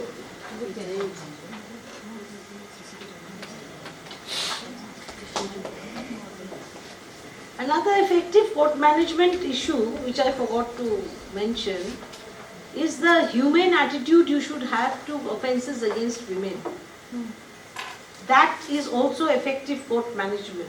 How you deal with the witness, a child witness, or a victim of rape or sexual assault. That is very important.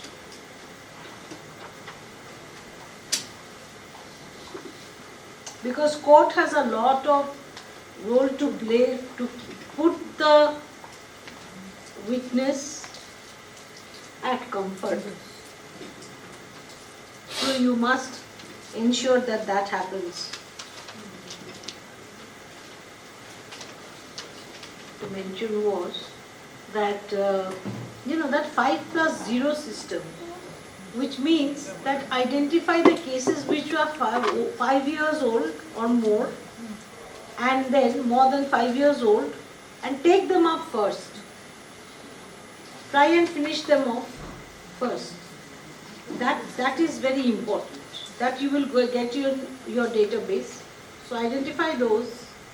And then apart from those which are socially have an impact, important, a huge crime or a big suit with regard to a huge trust property or a temple or something which has a relevance, in that case try and finish those cases first, and the older cases you identify and take them out first.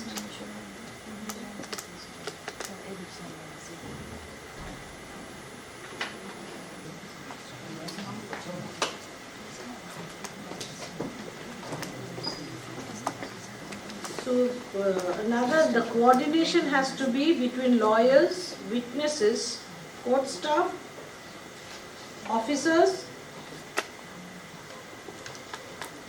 and the officers relating to the management of the courts and all that, and the litigants. So this is the cycle.